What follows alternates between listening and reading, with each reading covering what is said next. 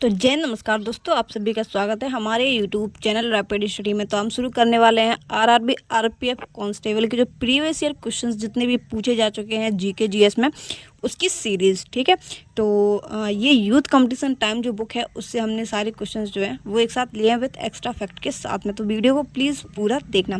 चलिए करते हैं अपने वीडियो की शुरुआत। ठीक है, 17/1/2019 को जो पेपर हुआ था उसका ये पहला जो पेपर है वो है। ठीक है, करते हैं वीडियो का। पहला क्वेश्चन ये है कि निम्नलिखित में से कौन सा कम भू क्षेत्र है।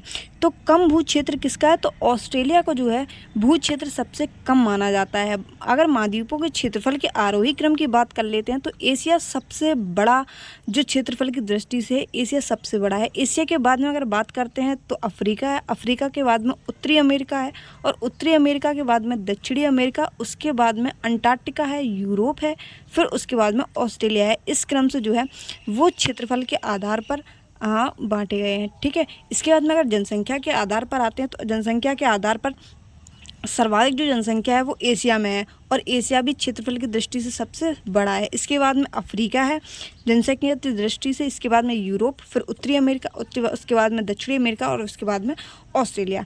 ठीक है, अगला क्वेश्चन ये है कि भाषण और अभिव्यक्ति की जो स्वतंत्रता होती है ये मौलिक अधिकार के किस के अंतर्गत आती है। तो जो मौलिक अधिकार है ये भाषण और अभिव्यक्ति की जो स्वतंत्रता है ये किसके अंतर्गत आती है। तो अभी यूपी पुलिस में भी ये क्वेश्चन पूछा गया था कि वाक एवं अभिव्यक्ति की स्वतंत्रता किससे। तो 19 का जो सेक्शन 19 है, सॉरी जो आर्टिकल 19 है ये इससे संबंधित है। ठीक है, किससे? वाक एवं अभिव्यक्ति की स्वतंत्रता से। तो इसका जो करेक्ट आंसर है वो स्वतंत्रता का जो अधिकार है, इसके अंतर्गत, स्वतंत्रता के अधिकार के अंतर्गत ही 19 जो है वो आता है। और इसी में जो है वो अपने बोलने की स्वतंत्रता है, भाषण देने की स्वतंत्रता है, सभा करने की स्वतंत्रता है, भारत में कहीं भी घूमने की स्वतंत्रता है, इसके अलावा कहीं भी व्यापार करने की स्वतंत्रता है। ठीक है, कहीं भी आप आने जाने की स्वतंत्रता आपके पास में है। इसी 19 के क्लॉज नंबर मतलब 1 से लेकर 7 तक है। वैसे तो जी तक है, ठीक है, जी, लेकिन 7 तक है, लेकिन इसमें 6 ही हैं। ठीक है, इसमें एफ जो है वो नहीं है। ठीक है, इसके अलावा अगर हम बात करें आर्टिकल 14 से लेकर 18 तक, तो इसमें समानता का अधिकार माना जाता है। आर्टिकल 25 से 29 की बात कर लेते हैं तो धार्मिक स्वतंत्रता का जो अधिकार है वो 25 से 28 तक माना जाता है। ठीक है, आर्टिकल 32 की बात कर लेते हैं तो संवैधानिक उपचारों का जो अधिकार है वो आर्टिकल 32 को कहा जाता है। अगर मौलिक अधिकारों की बात कर लेते हैं तो 12 से लेकर 35 तक जो है वो मौलिक अधिकार हैं। ठीक है, अधिकार कहाँ से लिए गए हैं? तो मौलिक अधिकार जो है वो अमेरिका से लिए गए हैं, और मौलिक कर्तव्य जो है वो रसिया के संविधान से लिए गए हैं। ठीक है, जो आप ये पढ़ते हैं कि संवैधानिक स्रोत, ठीक है, ये उसमें आते हैं। कौन सा मंदिर कामुक रचना के लिए प्रसिद्ध है? तो कामुक रचना के लिए कौन सा प्रसिद्ध है? तो खजुराहो का जो एमपी में पड़ता है, खजुराहो मंदिर जो है जो एमपी में पड़ता है, ये पहली बात तो ये नागर शैली में बना हुआ है। खजुराहो मंदिर की बात कर लेते हैं तो ये कैसी शैली में बना हुआ है? ये नागर शैली में बना हुआ है। ठीक है, ये मध्य प्रदेश के छतरपुर जिले में है। कौन सा? जो खजुराहो का मंदिर है ये। ठीक है, ये चंदेल वंश के संस्थापकों द्वारा, चंदेल वंश के जो शासक थे इनके द्वारा बनवाया गया था। कब बनवाया गया था? तो 1950 से 1050 ईस्वी तक जो है वो खजुराहो मंदिर का निर्माण कराया जाता है। ठीक है, अगला क्वेश्चन क्या है? तो अगला क्वेश्चन है, यदि तरल माध्यम में केवल पानी है तो मिश्रण को क्या कहा जाएगा? यदि तरल माध्यम में केवल पानी है तो मिश्रण को जो है वो हम समपार्श्विक बोलते हैं। क्या बोलते हैं? समपार्श्विक जो है इसको बोलते हैं। समपार्श्विक का मतलब क्या होता है कि ऐसे मिश्रण में किसी भी भाग का संगठन उसके किसी भी दूसरे भाग के संगठन के समान हो जाता है। तो इसमें जल का जो, जैसे एग्जाम्पल में ले लेते हैं हम, जल में नमक को हम डाल देते हैं तो जो विलयन बनता है वो समपार्श्विक मिश्रण कहलाता है। ठीक है, इसके अलावा हम चलते हैं अगले क्वेश्चन पर। अगला क्वेश्चन क्या है? इसमें कुल टोटल 50 क्वेश्चन मिलेंगे आपको। ठीक है, एक्स्ट्रा फैक्ट के साथ में। एक्स्ट्रा फैक्ट भी आपको बता रहे हैं। अधिकांश जो भारत का अधिकांश भाग है वो किस मिट्टी से ढका हुआ है? तो जो जलोढ़ मिट्टी है, कौन सी? जलोढ़ मिट्टी जो है, ठीक है, ये इसका अधिकांश भाग जो है वो भारत की भारत में अधिकतर ऐसे पूछ सकते हैं कि भारत में अधिकतर मिट्टी जो है वो किसकी पाई जाती है, तो जलोढ़ मिट्टी पाई जाती है। ठीक है, लगभग 43% पर जो है वो जलोढ़ मिट्टी पाई जाती है। ठीक है, जलोढ़ मिट्टी को हम कछारी मिट्टी भी कहते हैं। क्या कहते हैं? जलोढ़ मिट्टी को हम कछारी मिट्टी भी कहते हैं। ये सर्वाधिक उपजाऊ होती है किसी भी फसल को उगाने के लिए। कौन सी? जलोढ़ मिट्टी। ठीक है, जिसको हम कछारी मिट्टी के नाम से भी जानते हैं। और भारत के 43% भाग पर जो है कछारी मिट्टी पाई जाती है। ठीक है, ये मिट्टी लाती कौन कौन सी नदियां हैं? तो जैसे सतलज नदी है, गंगा नदी है, यमुना नदी है, घग्गर नदी है और गंडक नदी है। ठीक है, और ब्रह्मपुत्र, ये जिनकी सहायक नदियां हैं, ये मिट्टी के द्वारा जो है, इनके द्वारा जो मिट्टी है ये लाई जाती है। ठीक है, इस मिट्टी में क्या नहीं पाए जाते? तो इस मिट्टी में कंकड़ एक भी नहीं पाए जाते। ध्यान से देखना, अगर आपसे क्वेश्चन पूछा जाए किस मिट्टी में एक भी कंकड़ नहीं पाए जाते, तो जलोढ़ मिट्टी में एक भी कंकड़ नहीं पाए जाते, जिसको हम कछारी मिट्टी के नाम से भी जानते हैं। अगला क्वेश्चन है कि कबड्डी खेल से संबंधित कौन सा नहीं है? तो कबड्डी खेल से संबंधित कौन सा नहीं है? तो फीफा कबड्डी से संबंधित है, AIKF भी है, और BCCI जो है ये भी कबड्डी से संबंधित है।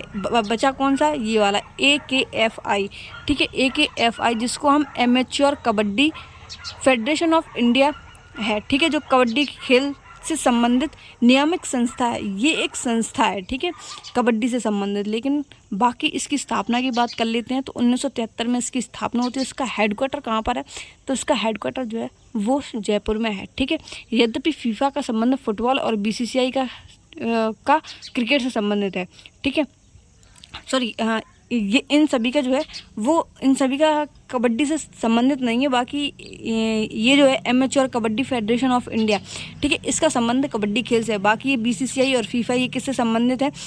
तो BCCI का जो संबंधित है वो क्रिकेट से है, और फुटबॉल का जो संबंध है फीफा से है। ठीक है, अगले चलते हैं अगले क्वेश्चन की ओर कि भारतीय राष्ट्रीय कांग्रेस की स्थापना कब होती है?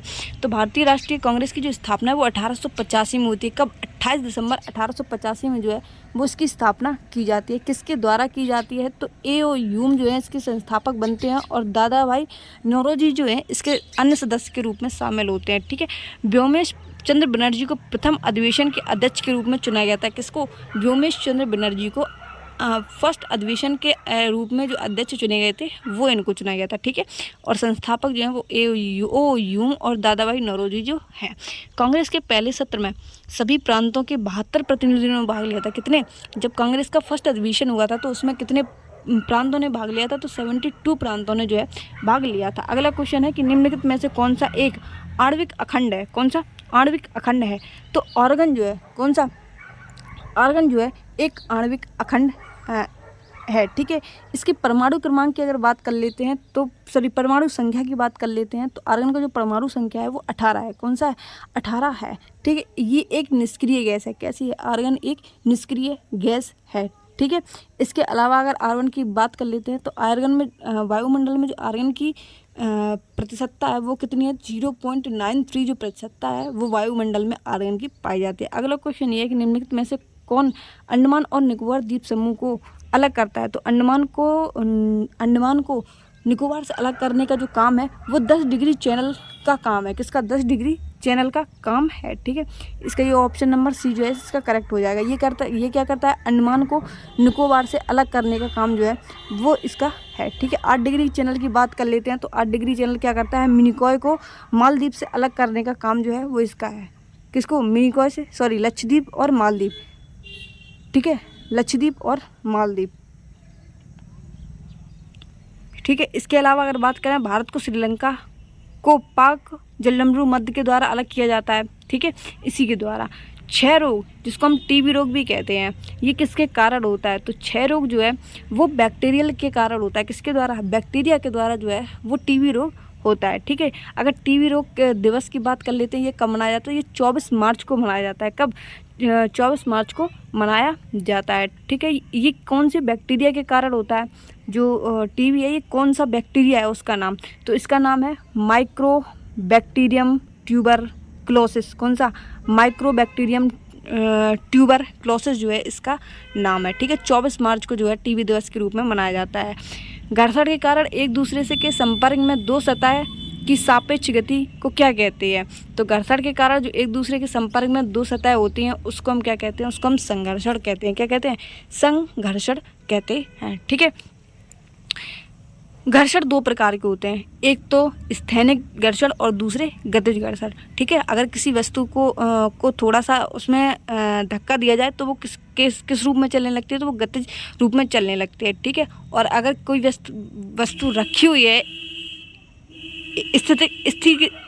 स्थित रखी हुई है, तो वो स्थितिक घर्षण उसमें होता है। ठीक है, और गतिज जब कोई चीज़ गति कर रही हो, ठीक है, अगर उसमें तुम थोड़ा सा भी अपने हाथों के द्वारा बल लगाओगे तो वो गतिज घर्षण में परिवर्तित हो जाएगी। ठीक है, कुलेरू झील जो है वो कहाँ पाई जाती है? ठीक है, मेघ त्रिकोण में पाई जाती है। तो जो कुलेरू झील है ये गोदावरी और कृष्णा के त्रिकोण में पाई जाती है। कहाँ पर? गोदावरी और कृष्णा के त्रिकोण में जो है वो कुलेरू झील जो है वो पाई जाती है। ठीक है, बाकी इसमें और कुछ एक्स्ट्रा पढ़ने की ज़रूरत नहीं है। ठीक है,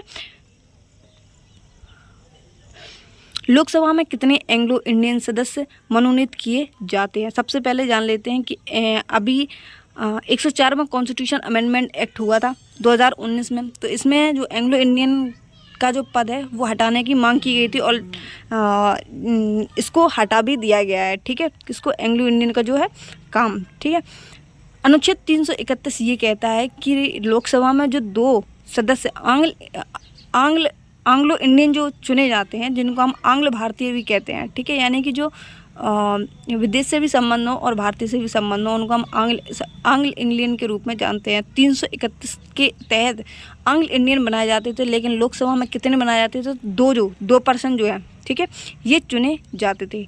इसके अलावा अगर हम बात करें तो 104 के द्वारा इसको हटा दिया गया है। ठीक है, यदि किसी व्यक्ति को दोनों सदन भवन के लिए चुना जाता तो उस व्यक्ति को घर से वांछित हॉल में कितने दिन तक, यानी कि कोई व्यक्ति है और दोनों सदन में भी चुन लिया गया, यानी कि लोकसभा में भी चुन लिया गया और राज्यसभा में भी चुन लिया गया, तो वो खुद कितने दिन में बताए कि मतलब कितने दिन उसके पास में रहते हैं कि हम इसमें रहेंगे या उसमें रहेंगे, उसको डिसाइड करना होता है। तो लगभग 10 दिन उसके पास उसको दिए जाते हैं ये डिसाइड करने के लिए कि उसको लोकसभा में रहना है कि राज्यसभा में रहना है। ठीक है, सूचित करना होता है। इसके अलावा बात करते हैं अगले क्वेश्चन पर। ठीक है, संयुक्त बैठक कितनी होती है संसद की? तो 108 में जो है वो संयुक्त बैठक होती है। कोशिका के नाविक का आविष्कार किसने किया था? तो कोशिका की बात कर लेते हैं। तो कोशिका का जो नाविक का आविष्कार है वो रॉबर्ट ब्राउन के द्वारा किया जाता है। कोशिका के नाविक की बात की जा रही है। ठीक है, कोशिका के अध्ययन को क्या कहा जाता है? तो साइटोलॉजी कहा जाता है। क्या? साइटोलॉजी कहा जाता है। ठीक है, वैसे इसमें लिखा नहीं है, वैसे हम आपको बता दे रहे हैं। कोशिका की खोज सबसे पहले किसने की थी? तो कोशिका की खोज जो है सबसे पहले 1665 में किसने? रॉबर्ट हुक के द्वारा की गई थी। किसके? रॉबर्ट हुक के द्वारा सर्वप्रथम 1665 में कोशिका की खोज जो है वो की जाती है। ठीक है, इसके अलावा अगर बात करें यहाँ पे नाभिक का आविष्कार जो है, यहाँ पे ये क्वेश्चन थोड़ा आगे से पढ़ लेना है कि कोशिका के नाभिक का आविष्कार रॉबर्ट ब्राउन के द्वारा किया जाता है। ठीक है, ये चीज़ लिखी हुई है कि रॉबर्ट हुक ने 1665 में कोशिका जिसको मतलब इसकी जो खोज है कोशिका की वो इनके द्वारा की जाती है। अशोक स्तंभ जो है वो कहाँ से लिया गया है? तो अशोक स्तंभ जो है वो कहाँ से लिया गया है? तो वो सारनाथ से लिया गया है। कहाँ से? सारनाथ से लिया गया है। अशोक स्तंभ का निर्माण जो है वो अशोक ने लगभग 250 ईसा पूर्व में करवाया था। इसमें 4 शेर चारों दिशाओं की ओर मुँह किए हुए हैं। ठीक है, अभी कुछ टाइम अभी हमने सुना है कि शायद जो अपना तिरंगा झंडा है, ठीक है, जिसको 24 जनवरी 1950 को संविधान के द्वारा अपनाया गया था, इसको थोड़ा सा चेंज करने की प्रक्रिया जो है अभी कुछ टाइम पहले चली हुई है। ठीक है, तो हो सकता है इससे आगे वाले एग्जामों में इससे क्वेश्चन बन सकता है। ठीक है, तो जब ये कंफर्म हो जाएगा तो आपको ये चीज़ बता दी जाएगी। निम्नलिखित में से कौन एक लकड़ी की लुगदी पर रासायनिक प्रतिक्रियाओं द्वारा बनाया गया फाइबर है? तो लकड़ी की लुगदी पर कौन सा? नायलॉन जो है वो लगाया जाता है। कौन सा? नायलॉन जो है, सॉरी रेयान है। कौन सा? रेयान है जो है वो लगाया जाता है लकड़ी की लुगदी पर। कौन सा? रेयान। ठीक है, इसको क्या होता है? इसमें पुनर्जीवित सेल्यूलोज से निर्मित एक तंतु होता है। ठीक है, इस तरीके से जो है वो एक कपड़ा उद्योग को कृत्रिम रेशो के नाम से भी जाना जाता है। ठीक है, इसी के द्वारा जो है वो मिश्रित कपड़ा तैयार किया जाता है रेयान के द्वारा। क्या? कौन सा? मिश्रित कपड़ा जिसको हम कहते हैं। ठीक है, किसके द्वारा तैयार किया जाता है? तो रेयान के द्वारा तैयार किया जाता है। रियो पैरा ओलंपिक 2016 में पहली भारतीय महिला पैरा ओलंपिक पदक की पदक विजेता दीपा मलिक कौन सा पदक जीता था? तो ये देखो, ये तो करंट का क्वेश्चन हो गया, ठीक है, लेकिन फिर भी हम याद रखेंगे क्योंकि ये ऐतिहासिक पल जो है इन चीज़ों को याद रखना होता है। तो उन्होंने कौन सा जीता था? तो उन्होंने सिल्वर जीता था। कौन सा? रजत जिसको हम बोलते हैं। और कांस्य किसको बोलते हैं? तो कांस्य बोलते हैं ब्रॉन्ज को। और सोना यानी कि जिसको हम बोलते हैं गोल्ड, ठीक है। तांबा कुछ नहीं होता है, कांस्य होता है, रजत होता है, सोना होता है। कांस्य बोलते हैं किसको? ब्रॉन्ज को। रजत बोलते हैं सिल्वर को, ठीक है। तो 2016 में दीपा मलिक ने कौन सा पदक जीता था? तो रजत पदक जीता था। ये हरियाणा से संबंधित है। दीपा मलिक कहाँ से? हरियाणा से संबंधित है, ठीक है। देखो, एक होता है ओलंपिक, एक होता है पैरा ओलंपिक। तो दोनों में अंतर क्या होता है? जैसे अपाहिज लोग जो होते हैं, ठीक है, जो विकलांग की कैटेगरी में आते हैं, उनका जब किसी से मतलब उनके जब खेल होते हैं तो उनको हम पैरा ओलंपिक में रखते हैं, और सही सलामत जो होते हैं उनको हम ओलंपिक में रखते हैं, ठीक है। एक मतलब ये सत्य बात है, ठीक है। तो पैरा ओलंपिक और ओलंपिक दोनों चीज़ें अलग अलग हैं। इस तरीके से जो दीपा मलिक हैं, मतलब इससे ये समझ में आता है कि पैरा ओलंपिक खेलती हैं तो ये अपाहिज टाइप में है, ठीक है। कुछ इनका अंग जो है वो गड़बड़ है, ठीक है, कि या तो किसी का पैर कटा होता है, या फिर किसी के हाथ, या फिर किसी के दिखाई नहीं देता। इस तरीके से जो है वो पैरा ओलंपिक में खेलते हैं, और वो स्पोर्ट्स में काफ़ी अच्छे होते हैं। दक्षिण भारतीय मंदिरों में प्रवेश द्वार को क्या कहा जाता है? तो दक्षिण में जो होते हैं उनको हम क्या किस नाम से जानते हैं? तो गोपुर नाम से जानते हैं, ठीक है। दक्षिण में जो मंदिर होते हैं उनको हम किस नाम से जानते हैं? तो गोपुर के नाम से उनको हम जानते हैं, ठीक है। अगला क्वेश्चन ये है कि भविष्य की पीढ़ियों की ज़रूरतों को पूरा करने के लिए क्षमता को धक्का दिए बिना वर्तमान पीढ़ी की ज़रूरतों को पूरा करने की क्षमता विकसित करना, इस वाक्य को क्या कहते हैं? तो इस वाक्य को हम कहते हैं सतत विकास। किसी का मतलब किसी को कोई हानि ना पहुंचाना, और उसका मतलब उसकी क्षमता को विकसित कर देना ही क्या कहलाता है? सतत विकास कहलाता है। जिससे आजकल जो है वो बहुत ज़्यादा इस पे काम हो रहा है, सतत विकास पे। तो हो सकता है आगे आने वाले क्वेश्चन में भी ये क्वेश्चन जो है वो डाल दिया जाए, ठीक है। सापेक्ष घनत्व की बात कर लेते हैं। सापेक्ष घनत्व की इकाई क्या है? तो सापेक्ष घनत्व की जो इकाई है वो कुछ नहीं होती है। कौन सी? जैसे मान लो जैसे बल का जो मात्रक होता है वो न्यूटन होता है, ठीक है। द्रव्यमान की बात कर लेते हैं तो किलोग्राम होता है, ठीक है। इसी तरीके से अगर सापेक्ष घनत्व की इकाई की बात की जाए तो इसका जो इकाई है वो कुछ नहीं होती है, ठीक है। अगला क्वेश्चन ये है कि दिल्ली के किस लोकप्रिय सुल्तान ने अलाई दरवाज़ा का निर्माण कराया था? तो अलाई दरवाज़ा का निर्माण जो है वो अलाउद्दीन खिलजी के द्वारा करवाया जाता है। कब करवाया जाता है? तो लगभग में 1311 ईस्वी में अलाई दरवाज़ा का जो निर्माण है वो अलाउद्दीन खिलजी के द्वारा करवाया जाता है। और इसमें किसका प्रयोग हुआ है? तो लाल बलुआ पत्थर का जो प्रयोग है इसका किया गया है। अलाउद्दीन खिलजी ने दिल्ली की सल्तनत में खिलजी वंश का दूसरा शासक था। पहले गुलाम वंश था, दूसरा कौन सा था? खिलजी वंश था, ठीक है। गुलाम वंश के कौन थे? तो गुलाम वंश के जो संस्थापक थे वो कुतुबुद्दीन ऐबक थे। और इसके बाद अगर हम बात करें खिलजी वंश के, तो जो जलालुद्दीन फिरोज खिलजी जो है वो इसके संस्थापक रहे हैं खिलजी वंश के, ठीक है। इसके बाद में अलाउद्दीन खिलजी दूसरे नंबर पर जो है वो बनता है, ठीक है। अगर इसके शासनकाल की बात करें खिलजी वंश के शासनकाल की, तो गुलाम वंश जो है वो 1210 से लेकर 1290 तक चलता है। इसके बाद में अगर हम बात करें खिलजी वंश की, तो 1290 से लेकर 1320 तक जो है वो खिलजी वंश चलता है, ठीक है। फिर अगर बर्फ़ के गलनांक की बात करें तो बर्फ़ का जो गलनांक है वो केल्विन में कितना होता है? तो बर्फ़ का जो गलनांक है वो 273 डिग्री पॉइंट 15 सेंटीग्रेड मतलब 273.15 केल्विन ही केल्विन के जो है वो केल्विन में आता है, और सी हो तो डिग्री सेंटीग्रेड में आता है, और एफ लगा हो तो फ़ारेनहाइट में आता है, ठीक है। तो 273.15 के जो है जिसको हम केल्विन में नापते हैं, इसका गलनांक होता है बर्फ़ का गलनांक, ठीक है। अगर केल्विन की बात करें तो ये तापमान की एक ऐसा ही मात्रक है। कौन सा है? तापमान का ऐसा ही मात्रक क्या है? तो ये केल्विन है, ठीक है। 273 के लगभग आसपास में जो है वो बर्फ़ का गलनांक होता है। अगला क्वेश्चन है निम्नलिखित में से कौन दुनिया का सबसे बड़ा झरना है? तो दुनिया का सबसे बड़ा झरना कौन सा है? तो एंजल फॉल्स जिसको हम कहते हैं, ये दुनिया का सबसे बड़े झरने में आता है। लगभग जिसकी गहराई कितनी है? 807 किलोमीटर जो है 807 मीटर जो है लगभग इसकी गहराई है, ठीक है। और ऊंचाई की बात कर लेते हैं तो 979 मीटर जो है इसकी ऊंचाई है, ठीक है। जिसको हम और कुचिकल झरने की बात कर लेते हैं तो ये भारत का सबसे ऊंचा है। विश्व की बात कर लेते हैं तो एंजल फॉल्स है, और भारत की बात कर लेते हैं तो ये कुचिकल झरना है, ठीक है, जो कि कर्नाटक में स्थित है, ठीक है। और एंजल फॉल्स की बात कर लेते हैं तो ये दक्षिण अमेरिका के वेनेजुएला में स्थित है। कौन सी? एंजल फॉल्स, ठीक है। आगे चलते हैं कि सत्यमेव जयते किस उपनिषद से लिया गया है। तो सत्यमेव जयते जो है वो मुंडकोप उपनिषद में ये जो लिखा हुआ है, कौन सा? सत्यमेव जयते, ठीक है। और किस भाषा में लिखा हुआ है? तो देवनागरी लिपि में अंकित है, ठीक है। आपसे ये भी पूछ सकते हैं कि किस भाषा में ये अंकित है। आगे चलते हैं अगले क्वेश्चन पर।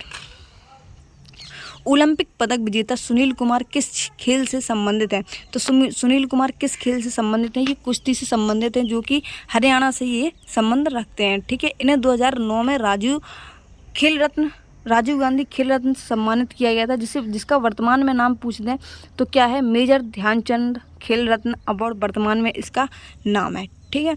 नर्मदा नदी किस स्थान से निकलती है? तो नर्मदा नदी का जो उद्गम स्थल है वो मध्य प्रदेश से है। कहाँ से? मध्य प्रदेश की सतपुड़ा की जो पहाड़ियाँ हैं इससे निकलती है, ठीक है। पांचवी भारत की सबसे बड़ी नदी इसको माना जाता है, जो पश्चिम की ओर बहती है। ताप्ती और नर्मदा ऐसी दो नदियां हैं जो पूर्व से पश्चिम की ओर बहती हैं। बाकी जो भी नदियां हैं वो सब जाकर अरब सागर में या फिर बंगाल की खाड़ी में जाकर गिरती हैं, ठीक है। यानी कि पूर्व की ओर जहाँ तक है सारी नदियां बहती हैं। जो कि ये जो नदी है, कौन सी? नर्मदा नदी, ये कहाँ कहाँ से होकर जाती है? तो एक तो देखो उस साइड गुजरात है, ठीक है। गुजरात से पहले कौन सी है? महाराष्ट्र। महाराष्ट्र से पहले मध्य प्रदेश, ठीक है। ये इन तीनों से होकर गुजरती है। निम्नलिखित में से दुनिया का कौन सा लोहा और इस्पात की राजधानी के रूप में जानते हैं? तो पिट्सबर्ग, अमेरिका। कौन सा? अमेरिका का पिट्सबर्ग है, जिसको हम लोह एवं इस्पात की राजधानी के रूप में जानते हैं। मॉस्को की राजधानी कौन सी है? तो रसिया की जो है वो रूस की राजधानी कौन सी है? तो मॉस्को है, ठीक है। अमेरिकी की बात कर लेते हैं। अमेरिकी प्रांत उसकी कौन सी है? तो ओंटारियो है, ठीक है। प्रांत की बात हो रही है यहाँ पे, अमेरिकी प्रांत, ठीक है ना। आप अमेरिका में चले जाओ। ब्रिटेन की राजधानी कौन सी है? तो लंदन जो है वो ब्रिटेन की राजधानी है, ठीक है।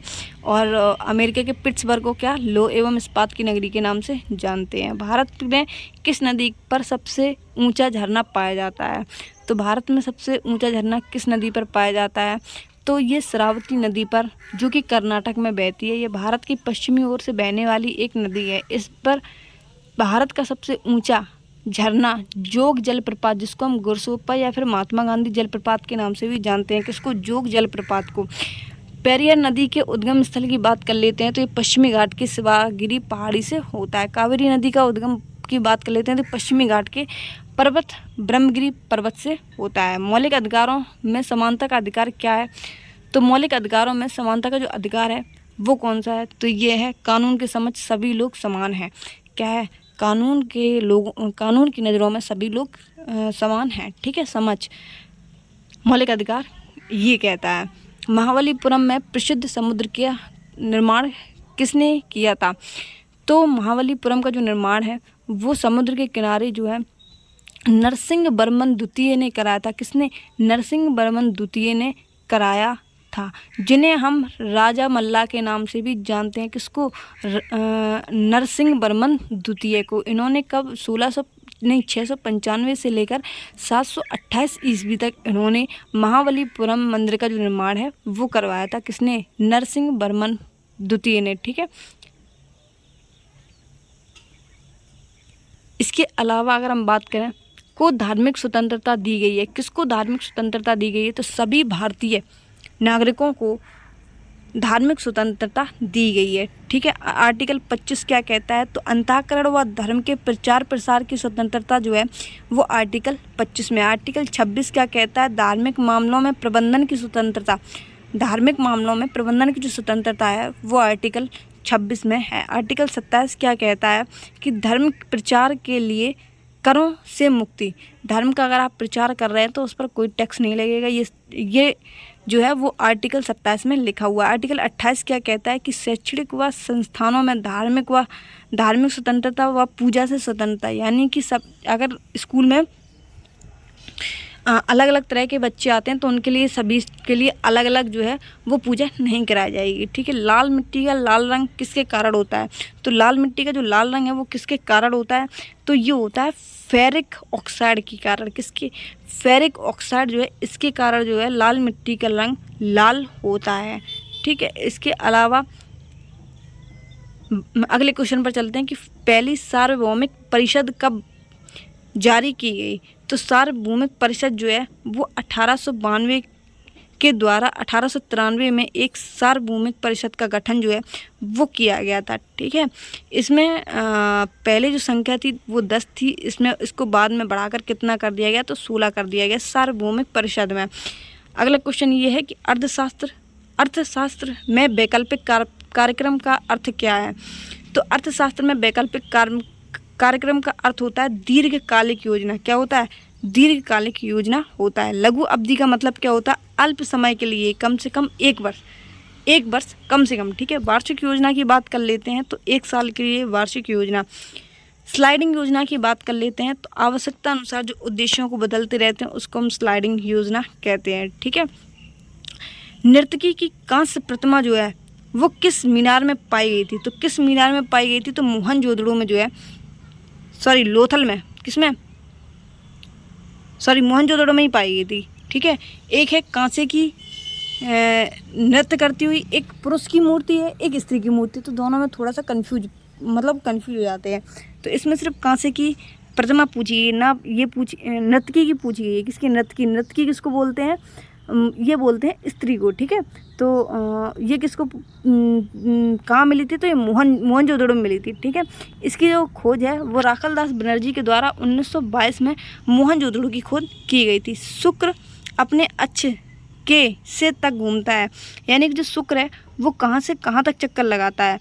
तो ये पूर्व से पश्चिम की ओर जो है चक्कर लगाता है, यानी कि पूर्व से पश्चिम तक घूमता है। कौन सा? शुक्र जो है वो। वैसे आपसे सवाल है कि पृथ्वी जो है वो चक्कर कैसे लगाती है?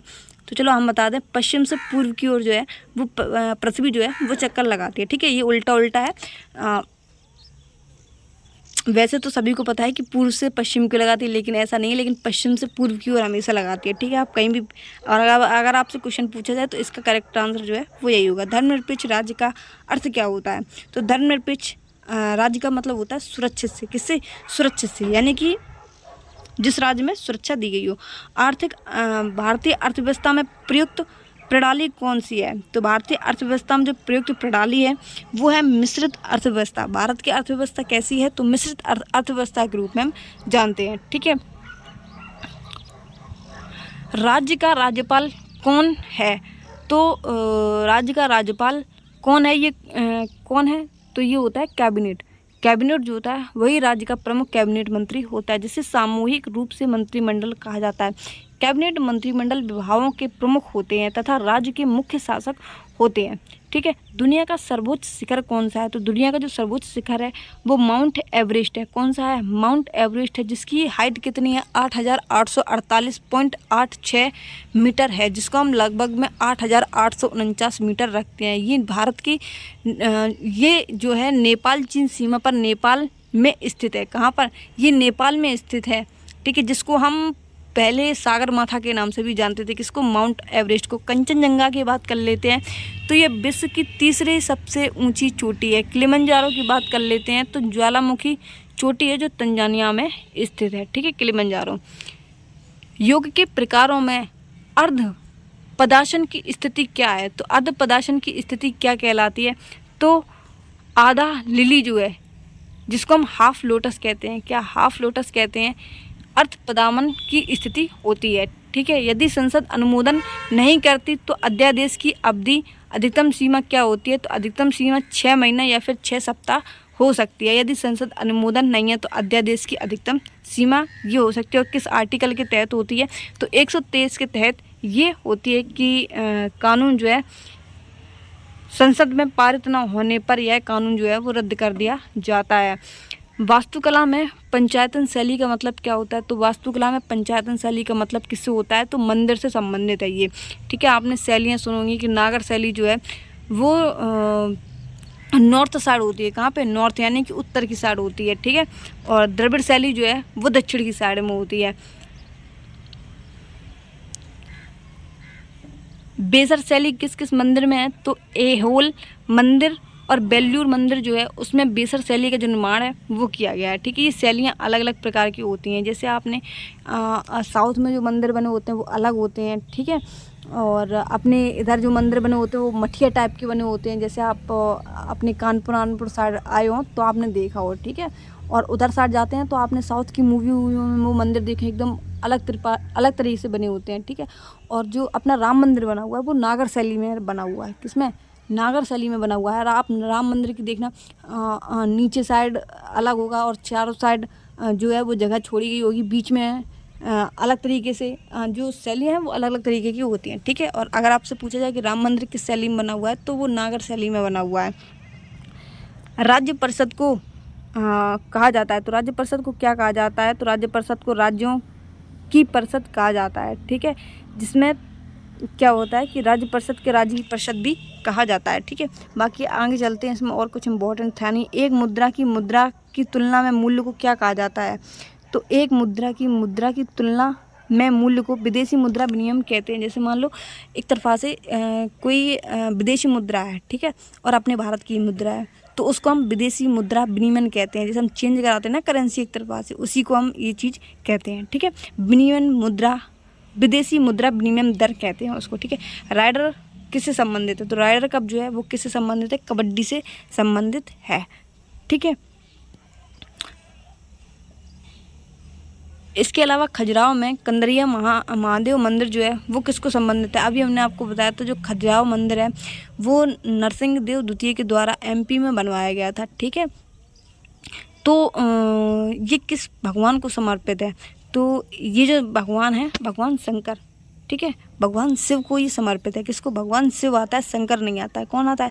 अभी फ़िलहाल प्रेजेंट टाइम में ये क्वेश्चन जो है वो SSC GD में भी ये क्वेश्चन पूछा गया, नहीं सॉरी दिल्ली पुलिस में ये क्वेश्चन जो है वो पूछा गया था कि खजुराहो जो मंदिर है वो किस देव को समर्पित है? तो ये भगवान शिव को समर्पित है, ठीक है। तो ऐसा नहीं है कि अगर NTPC में कोई क्वेश्चन पूछा जा रहा तो SSC ना पूछे, SSC दबा के क्वेश्चन पूछती है, ठीक है। हालांकि स्टेट के जो एग्ज़ाम होते हैं वो अलग होते हैं।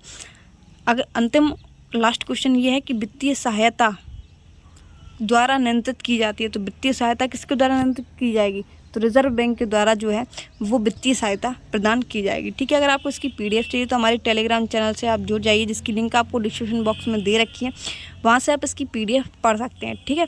बाकी इसकी PDF जो 17/1/2019 को पूरा पेपर जो आया था, चाहे मैथ का हो, चाहे रीजनिंग का हो, चाहे जिसका हो, उसकी PDF आपको हमारे इसी जो वीडियो है इसकी लिंक के जस्ट नीचे आपको मिल जाएगी, ठीक है। पूरा पेपर आपको वहाँ प्रोवाइड करा दिया जाएगा। मैथ और रीजनिंग आप अपनी सॉल्व कर लेना, और बाकी क्वेश्चंस जो हैं वो हम आपको करा चुके हैं, ठीक है। मिलते हैं अपने नेक्स्ट वीडियो में, तब तक के लिए जय हिंद, बाय बाय।